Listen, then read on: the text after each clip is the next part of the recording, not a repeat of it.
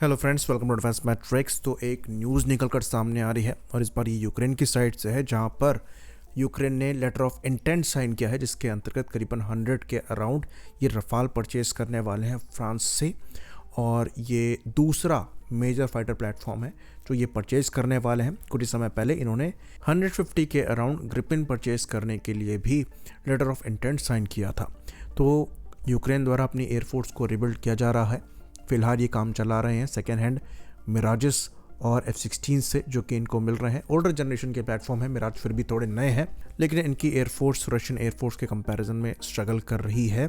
इनको डिफेंड करने के लिए ही मिराजेस और F-16 दिए गए हैं, लेकिन अगर ऑफेंसिव कैपेबिलिटी में देखें तो ये रशिया के सामने स्टैंड नहीं करते हैं। और इसलिए फ्यूचर में जो अपनी एयरफोर्स को रिबिल्ड करने वाले हैं उसमें ऐसे प्लेटफॉर्म ले रहे हैं जो कि रशियन प्लेटफॉर्म्स के सामने स्टैंड कर पाएँ।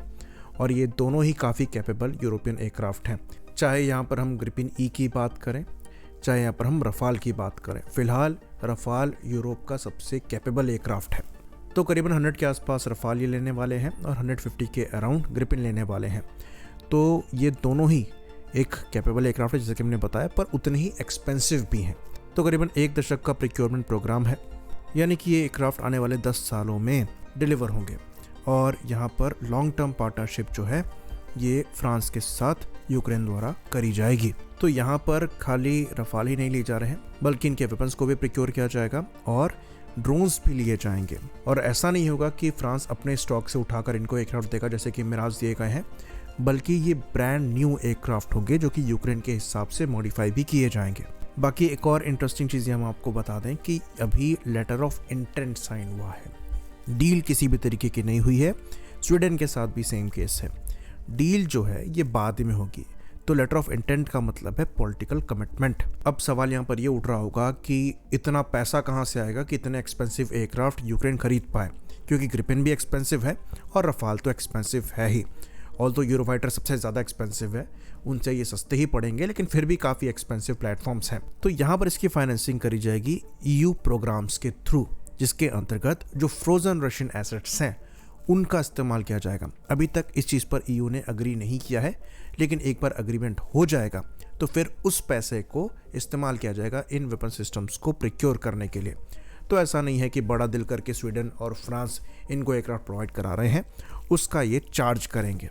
बाकी ये बात भी हम आपको बता दें कि फ्रांस द्वारा लॉन्ग टर्म पार्टनरशिप देखी जा रही है और वो इनके पायलट्स को ट्रेन करना स्टार्ट करेंगे।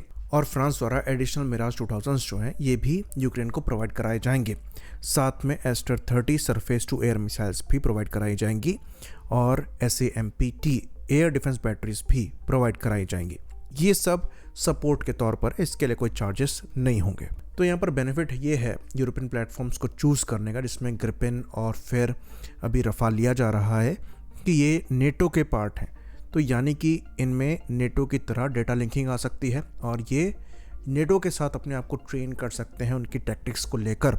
तो भले ही कल को यूक्रेन को नेटो में शामिल ना किया जाए, पर ये नेटो की टैक्टिक्स के साथ ट्रेंड होंगे और रशिया को टैकल करने के लिए ज़्यादा तैयार होंगे, जो कि इस बार केस नहीं था। तो यहाँ पर यूरोप का गोल ये है कि यूक्रेन को सफिशिएंटली आर्म किया जाए, इनको इकोनॉमिकली सपोर्ट किया जाए, ताकि ये फ्यूचर में रशिया के अटैक को डिटर कर पाएँ।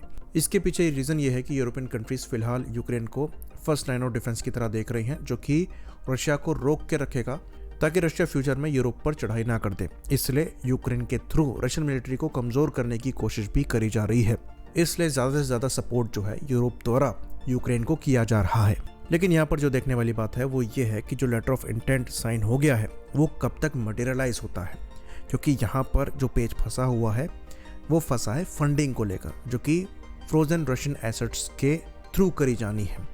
और यहाँ पर EU पूरी तरीके से अग्री नहीं कर रहा है, क्योंकि अगर ये किया जाता है तो इसे as an act of aggression Russia द्वारा देखा जा सकता है यूरोपियन यूनियन की साइड से। और यहाँ पर एक गलत मैसेजिंग भी होगी यूरोपियन यूनियन की साइड से ट्रेड को लेकर। बाकी अगर करंट कंडीशन की बात करें तो फिलहाल आसार नहीं दिख रहे हैं कि रशिया यूक्रेन के बीच में जो कॉन्फ्लिक्ट चल रहा है वो खत्म हो। तो हो भी सकता है यूक्रेन को स्ट्रेंथन करने के लिए ये फैसला ले भी लिया जाए। साथ में इंडिया को भी यहाँ पर नज़र बनाने की ज़रूरत है। अगर 100 के अप्रॉक्स रफाल के ऑर्डर्स दे दिए जाते हैं, तो अगर इंडिया द्वारा फ्यूचर में 114 रफाल को एक्वायर करने का प्लान किया जाता है, तो ऑर्डर संख्या बड़ी होने की वजह से हो सकता है हमें रफाल जल्द ना मिल पाए। और इनकी जो प्रोडक्शन लाइन हम इंडिया में खोलें वहीं से प्रोड्यूस हुए रफाल हमको डिलीवर हो पाए, जबकि एयरफोर्स जो है ये प्लेटफॉर्म जल्द से जल्द चाहती है। बाकी पॉजिटिव पॉइंट यहाँ पर ये रहेगा कि डसॉ द्वारा भी बड़े ऑर्डर्स जो हैं डिलीवर करने हैं, इसलिए वो मोर देन विलिंग है इन प्लेटफॉर्म्स की प्रोडक्शन लाइन इंडिया में खोलने के लिए, ताकि इन एयरक्राफ्ट को इंडिया में प्रोड्यूस भी किया जा सके और इसके सपोर्ट को भी प्रोवाइड कराया जा सके जो इनके दूसरे ऑपरेटर्स हैं उन्हें। आई होप इन्फॉर्मेशन यहाँ पर क्लियर रही हो। इसी बात पर इस वीडियो को हम खत्म करेंगे। लाइक करिए, सब्सक्राइब करिए। जय हिंद।